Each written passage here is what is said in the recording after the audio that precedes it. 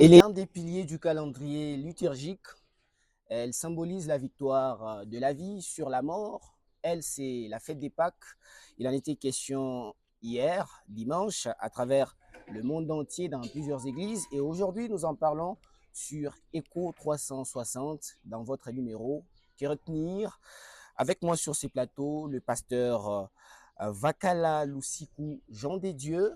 Il est de la communauté cité Armée des Vainqueurs de Coloésie et responsable de l'Église des Saintes Écritures. Bonjour, pasteur. Bonjour. Bonne fête des Pâques. Merci pareillement. Déjà une question simple, pasteur. Ouais. Comment doit-on définir la Pâque?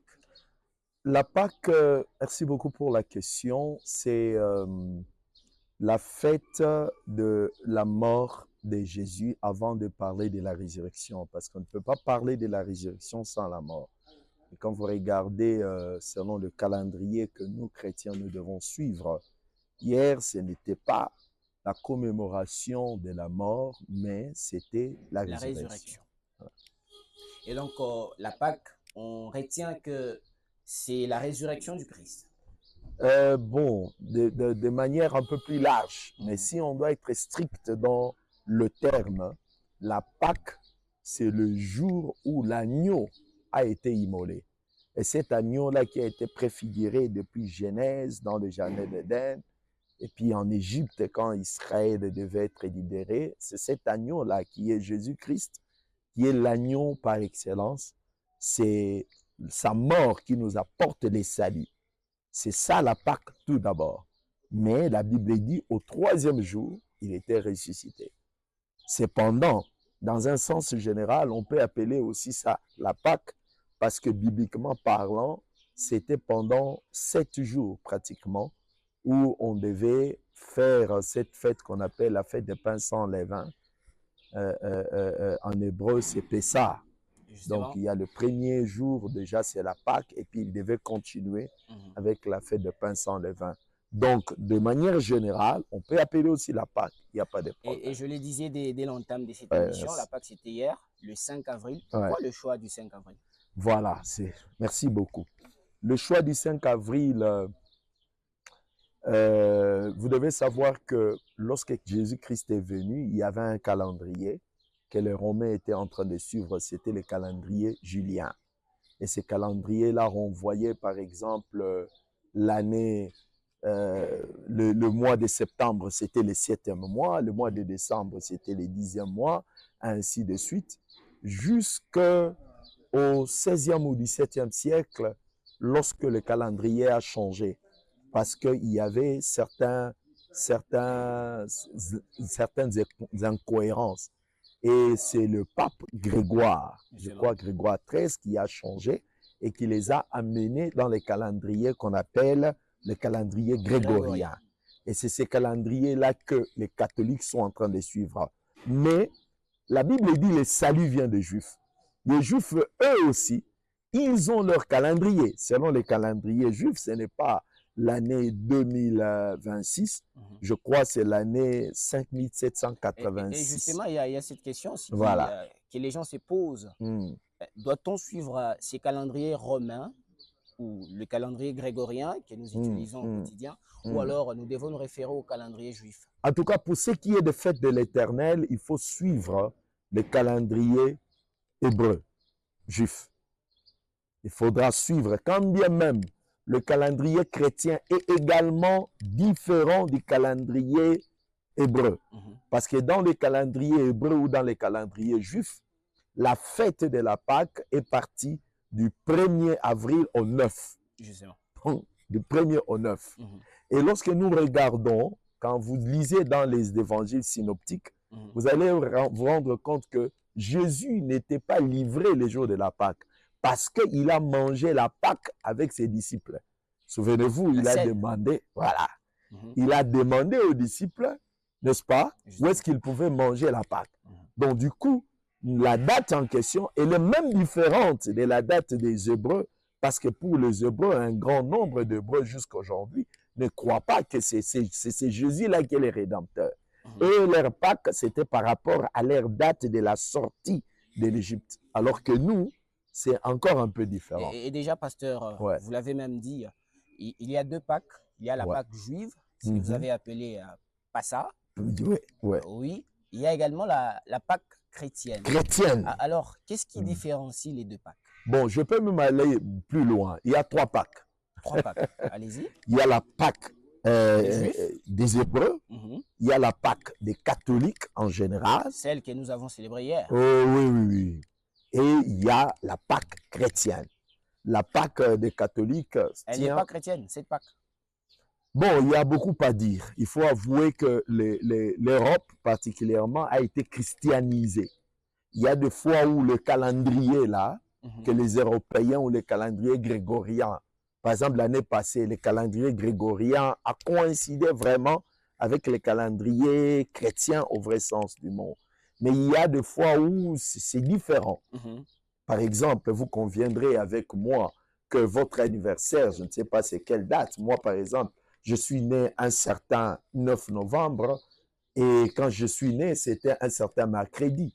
Mais je ne dois pas commencer à fêter mon anniversaire chaque année que mercredi, mercredi, mercredi. Donc, il y a un problème. Donc, dans le calendrier grégorien, on veut tout renvoyer à dimanche, que j'aime bien dire en anglais Sunday, parce qu'à l'époque, il y avait la divinité soleil.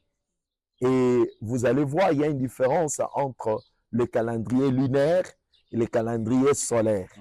Et chez les catholiques, il y a eu beaucoup trop de manœuvres pour changer des dates. Vous pouvez vous inspirer sur Daniel chapitre 7, verset 25, quand la Bible parle de la 4e bête. Cette 4e bête viendra, espérera changer de temps. Ils ont eu à changer, à adapter. C'est comme ça que vous entendez même parler de Noël. En réalité, pour eux, c'était la fête de l'hiver et la fête du printemps. Et ils ont cherché maintenant, comme ça coïncidait avec la Pâque, par souci de christianiser les gens, ils leur ont dit aujourd'hui c'est Pâques. Et Alors pasteur, que, oui. la Pâque intervient souvent la semaine qui suit la pleine lune. Qu'est-ce que Voilà. ça signifie et ça, quel sens c'est la semaine qui suit la pleine lune? Voilà. Bon, ce sont les instructions que le Seigneur a données. Et ce que j'étais en train de compléter, vous allez le remarquer. Les Anglais, par exemple, ils se souhaitent Happy Easter. En fait, Easter là, c'est pas nous. C'est pas nous, on ne croit pas en ces Easter. Easter nous renvoie même à Astarté. C'était dans la mythologie phénicienne, par exemple, c'était une divinité qui était comme le pouce des Baals. Donc les gens sont en train de célébrer des choses qu'ils ne connaissent pas. Ils s'offrent des œufs, ils s'offrent. Mais maintenant, pourquoi on commence d'abord par la Pâque? C'est parce que Lévitique chapitre 23, à partir du 4e verset, le Seigneur est en train de dire, voici les fêtes de l'Éternel que vous allez célébrer à leur date, leur jour fixé. Et c'est le Seigneur qui a prévu que le premier jour déjà, ce soit la Pâque et ça continuait comme étant la fête de pain sans levain. La Pâque, ça indique également le passage des dieux. Est-ce que ça veut dire que le reste des jours, Dieu est absent? Non, non, Dieu n'est pas absent. Loin de là. Je n'ai pas bien compris la question. La Pâque, je le disais, ça indique également le passage des dieux. Le passage des dieux. Justement. Pour le restant des jours, nous avons l'impression qu'elle est saisonnière et tout s'étend. La Pâque. Oh oui, merci beaucoup. Pour nous chrétiens, voilà, pour nous chrétiens, nous devons célébrer la Pâque chaque jour. Parce que la Bible dit, Christ est notre Pâque. Donc nous devons vivre en mettant, parce que quand on a reçu Jésus-Christ dans sa vie, même par là même de la Sainte Seine, qu'est-ce que Jésus dit? Chaque fois, quand vous allez vous souvenir de moi, faites ceci en mémoire de moi. Donc, si Christ, c'est notre Pâque, et c'est là que je rejoins l'apôtre Paul dans Colossiens, chapitre 2, quelque part, il dit que plus personne ne vous juge pour une nouvelle lune, une date quelconque. L'essentiel, c'est de célébrer la personne de Jésus-Christ. Et donc, l'effet de célébrer la Pâque de manière saisonnière, donc, tous les ans, au lieu qu'elle soit hebdomadaire toutes les semaines. N'est-ce pas, ça renvoie à quelque chose d'organisation humaine. Ça, c'est la Qui n'est religion. pas biblique. Ça, c'est la religion, mais ça trouve quand même un sens dans la mesure où, à partir de cette journée, au moins on commémore. Quand bien même les disciples de Jésus dans l'église primitive, il n'y a aucune mention dans la Bible où ils observaient. C'est le passage dont je parlais là, quand Paul dit que personne ne vous condamne, ne vous juge pour une nouvelle lune ou quoi que ce soit. On n'est pas obligé, c'est ça la vérité. Mais comme ce sont des acquis, nous avons beaucoup d'acquis positifs de par la mort de Jésus. C'est à des fins tout à fait pédagogiques que nous le faisons. Mais ce n'est pas une journée spéciale, si c'est quoi, non. Nous enseignons tout simplement à nos enfants pour qu'ils sachent d'où nous venons. Et c'est ce que le Seigneur avait même dit aux enfants d'Israël quand ils avaient quitté l'Égypte. Lorsque ton fils te posera la question, pourquoi tu manges le pain sans levain? Pourquoi? C'est dans le devoir beaucoup plus de mémoire pour que la culture puisse se perpétrer de génération en génération. Parce qu'il faut qu'on se le dise, l'Éternel nous a laissé 3 grandes fêtes. Il nous a laissé Pessah, Shavuot et la fête des tabernacles que les Juifs appellent Sukkot. Les 2 premières fêtes se sont déjà accomplies. Il y a une 3e fête que nous n'avons pas célébrée sur la terre, mais ça sera là-haut. Et comment elle s'appelle cette fête? Ça s'appelle la fête des tabernacles. La fête des tabernacles. Tabernacles. Aujourd'hui, pasteur, quelle est la place de la Pâque par rapport à d'autres commémorations du calendrier chrétien, notamment Pentecôte ou Noël? Aujourd'hui, la Pâque, est-ce qu'elle est sous-estimée par rapport à d'autres commémorations? Oui. D'abord, Noël, ce n'est pas une fête chrétienne. Mais si vous ne le saviez pas. Nous la célébrons dans nos églises, pasteur. Chez Armée des Vainqueurs, à l'Armée des Vainqueurs, on ne célèbre pas. On ne célèbre pas Noël. Pourquoi? Pour 2 raisons. Okay. La première raison, c'est qu'il n'y a pas une indication biblique où on dit on doit célébrer. La deuxième indication, c'est que la date qu'ils ont mis là, ils étaient en train de célébrer autre chose. C'est un moine catholique, Denis le Petit, qui a eu... On parle ici d'une convention. Oui, c'est une convention humaine. On ne savait pas le jour où Jésus était né, alors ils se sont mis ensemble pour convenir une date, pour se convenir sur une date. Et ils ont trouvé les 25. En réalité, ils ne se sont pas convenus. C'était une date qui existait. Mais ayant vu qu'en cette date-là, les Européens de l'époque allaient pour célébrer le dieu soleil. D'ailleurs, Apollon. Apollon ou quelque chose du genre.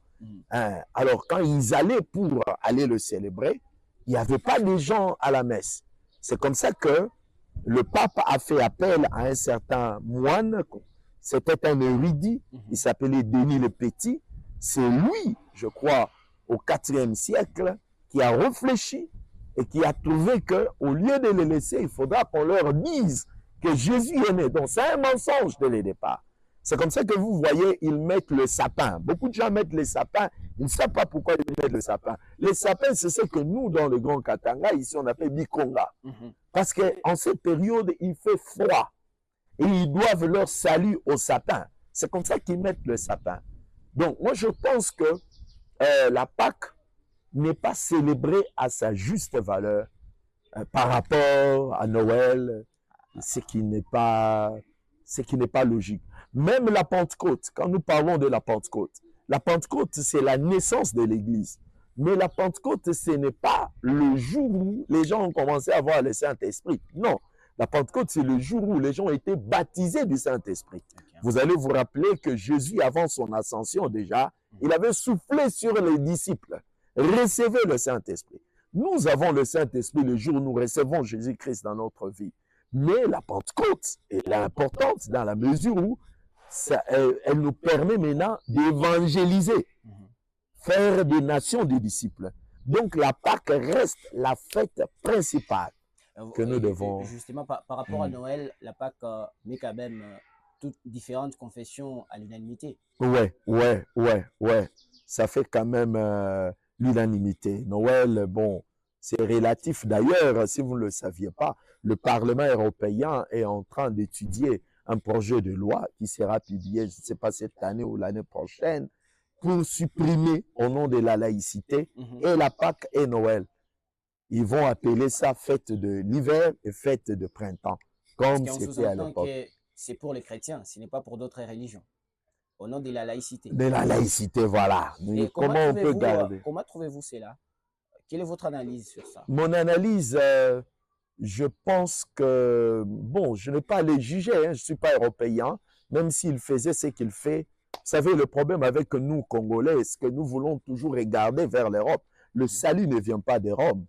Le salut, on doit nous prêcher l'évangile tel que les apôtres ont été enseignés. Mais eux nous ont amené l'évangile qui était attaché à leurs coutumes. Pasteur, comment les chrétiens doivent-ils voir la fête des Pâques? Une fête libre ou une obligation pour l'Église? Ils doivent les deux, je peux dire les deux. Libre dans la mesure où chacun, comme la Bible le dit, ils ne sont pas libres de célébrer, mais chacun doit se rassurer qu'il a Jésus dans sa vie. Parce que si Jésus est mort, c'est pour que chacun de nous puisse l'avoir. Une obligation, bon, pour ceux-là qui ont des moyens, ils peuvent célébrer. Mais quand je parle des libres, je vois dans le sens que quelqu'un peut ne pas célébrer, mais il a Jésus. Personne n'ira en enfer parce qu'il n'a pas célébré la Pâque. Justement. Voilà, pasteur, que pensez-vous de l'affirmation selon laquelle la Pâque saisonnière risque de devenir un ritualisme sans grâce, tandis que la Pâque perpétuelle, ça garde quand même la croix au centre de notre quotidien? Je suis d'accord avec la personne qui a dit ça. La Pâque perpétuelle, ça garde la place parce que Jésus, c'est notre Pâque. Nous devons nous rassurer en tout moment, chaque seconde, chaque instant que nous avons Jésus. C'est ce qui est beaucoup plus important. Le reste, c'est à des fins pédagogiques. Nous sommes toujours dans votre numéro qui est retenir sur Écho 360 et nous recevons aujourd'hui le pasteur Jean Desdieux de l'Armée des Vainqueurs. Avec lui, nous parlons de la Pâque, cette fête, vous le savez, de renommée mondiale. Pasteur, je reviens à vous. Qui répondez-vous également à ceux qui disent que célébrer la Pâque une seule fois l'an, c'est une tradition humaine, alors que la scène du Seigneur devrait être chaque jour? La scène du Seigneur ne devait pas être chaque jour, à mon avis, mais la scène du Seigneur devait être chaque jour quand nous nous réunissons, un peu comme les catholiques le font. La Bible dit là où 2 ou 3 sont réunis, il est avec eux. Quand nous nous réunissons en prière, nous devons. Et la scène du Seigneur, c'est une Pâque en fait. Chaque fois que nous le faisons, en tout cas, la scène du Seigneur, ça peut se faire chaque jour. Et quand nous faisons la scène du Seigneur, c'est ça la Pâque en fait. Alors, vous proposez quel conseil allez-vous promulguer à ceux qui nous regardent sur Écho 360 dans ces numéros qui retenir pour que la Pâque soit à la fois un temps fort de l'année dans les calendriers liturgiques, mais aussi une réalité quotidienne? La chose que je peux dire, parce que ça c'est... D'ailleurs, vous avez évoqué la Noël il n'y a pas longtemps, et qu'on appelle en anglais Christmas. Moi, je pense que le véritable Christmas devait être la Pâque. Cela veut dire remettre Jésus au centre de nos vies. Mais beaucoup de gens... Mais la Noël parle aussi de Jésus, de sa naissance, pasteur. Ça, c'est un autre débat. Vous semblez contester la Noël, décidément. Ça, c'est un autre débat. Jésus, certes, quand il est né, il y a eu la joie. Ça, c'est vrai. Les anges étaient contents. Mais on ne connaît pas de jour. Et on n'a jamais reçu une recommandation. Également, on n'est pas certain du jour de la résurrection de Jésus-Christ. Il y a une date, il y a une datation. C'est que nous avons dit les calendriers. Le 5 avril quand même. Qui n'était pas le 5 avril, c'était au mois de Nissan, selon les calendriers, mais l'équivalent, là nous parlons de l'équivalence. Alors ce que moi je peux conseiller aux gens, qui se rassurent, au lieu de se focaliser, je mangerai quoi, je boirai quoi, ainsi de suite, qui se rassurent qu'ils ont Jésus en eux. C'est ce qui est beaucoup plus important, mais qui témoignent également Jésus à d'autres. Donc quand nous parlons de la Pâque, j'ai oublié les termes que vous avez employés, qu'on commémore une fois. C'est pour Justement, ça doit, une manière, doit rester un temps fort voilà, de l'année ou le temps fort de l'année en même temps, réalité quotidienne dans ma vie, temps fort de l'année du point de vue évangélique, pour dire au monde entier que Jésus-Christ, de la même manière il est mort, il est ressuscité, il est monté, de la même manière il reviendra un jour. Voilà, nous avons vu les gens ont fêté, les gens ont préparé, les gens ont bu, c'est une grande fête chrétienne. Ouais. Et sur le plan spirituel, la Pâque cache quel mystère, pasteur? Ouf, sur le plan spirituel, la Pâque, derrière la Pâque, nous voyons la rémission de péché. Derrière la Pâque, nous voyons la délivrance ou la rédemption. Derrière la Pâque, nous voyons la jouissance de l'héritage, parce que la Bible dit, aussi longtemps que le testateur est encore en vie, le testament n'a pas de valeur. Et mais c'est ce jour-là où Jésus-Christ a été déclaré mort, non pas seulement par les sacrificateurs et consorts, lui-même, quand il a dit « tout est accompli », il était lui-même le sacrificateur qui portait son propre sacrifice. Il est entré dans ces sanctuaires-là, éternels, et nous a donné une nouvelle identité. Donc, en un mot, la Pâque pour nous, c'est la fête de la nouvelle identité. La Bible dit, à ceux qui ont cru en son nom, il leur a donné le pouvoir de devenir enfants de Dieu. Souvenez-vous même de Thomas. Thomas qui avait des doutes. Justement. Et quand Thomas a vu ce jour-là, Thomas l'a appelé Dieu. De tous les disciples, s'il y a un qui a appelé Jésus Dieu, c'est d'abord Thomas. Pierre a fait la révélation. Il a appelé fils de Dieu. Mais Thomas l'a appelé Dieu. Pourquoi? À travers l'œuvre de la croix, quand nous croyons en Jésus, la Bible dit, nous devenons enfants de Dieu. Pasteur Jean des Dieux, nous sommes petit à petit en train de chuter. Vous regardez votre caméra et un message à ceux qui vont nous suivre sur Echo 360 dans ce numéro qui retenir en particulier, mais aussi la communauté armée des vainqueurs de Kolwezi. Ce que je peux dire aux téléspectateurs, cette période pascale, c'est que chacun de nous puisse regarder la manière dont tu marches. Tu peux nous donner une impression, tu es un frère en Christ, une sœur en Christ, tu viens à l'église, etc. Ce n'est pas au fait le temple qui va sauver quelqu'un. Chacun d'entre nous doit rentrer en lui-même comme le fils prodigue. Un chrétien, j'ai l'habitude de le dire, ce n'est pas celui qui mange tout, qui boit tout, qui va partout, qui lit tout. Mais un chrétien, c'est quelqu'un qui est séparé. Ta manière de vivre, déjà tu peux évaluer si réellement tu as Jésus ou pas. Et si tu ne l'as pas, il n'est pas trop tard d'accepter Jésus comme étant ton Seigneur et ton Sauveur. Et dès que tu l'acceptes aujourd'hui, tu es sauvé.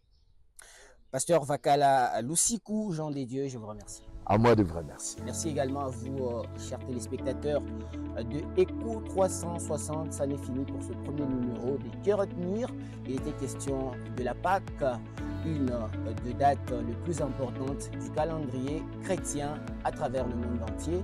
À très vite sur Echo 360.